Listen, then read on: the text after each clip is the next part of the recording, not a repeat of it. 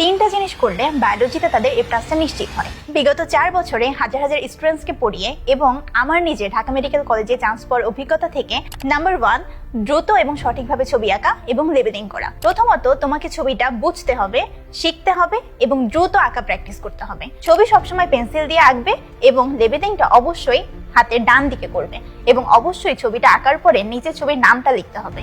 Number 2, question relevant answer লেখা। তোমরা অনেক সময় জিনিসগুলো পড়ো কিন্তু কোয়েশ্চেনের সাথে কি অ্যান্সার লিখবে এটা রিলেট করতে পারো না। যেমন তোমাকে যদি বলা হয় শক্তি রূপান্তরের অঙ্গ সম্পর্কে লিখতে, তখন তুমি বুঝতে পারো না যে এটা ক্লোরোপ্লাস্ট লিখবে নাকি মাইটোকন্ড্রিয়া লিখবে। তো এই জিনিসগুলো ভালোভাবে বুঝতে হবে এবং সেটা তোমাদের পরীক্ষার খাতায় অ্যাপ্লাই করতে হবে। সো এই ব্যাপারে তোমাদেরকে হেল্প করতে আমরা আমাদের মাস্টার বুকে অনেক ক এবং খ প্রশ্ন অ্যাড করেছি, যেখান থেকে তোমরা সহজে প্রশ্নগুলো দেখতে পারবে এবং নিজেরা প্র্যাকটিস করতে পারবে। নাম্বার 3, প্রচুর বোর্ড প্রশ্ন প্র্যাকটিস করা।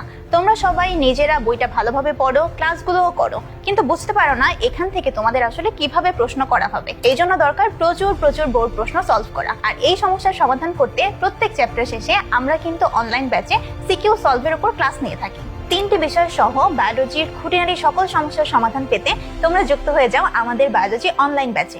সর্বোচ্চ ডিসকাউন্টে আমাদের অনলাইন ব্যাচে ভর্তি হতে যে কোনো সময় যোগাযোগ করো 16910 এই নাম্বারে।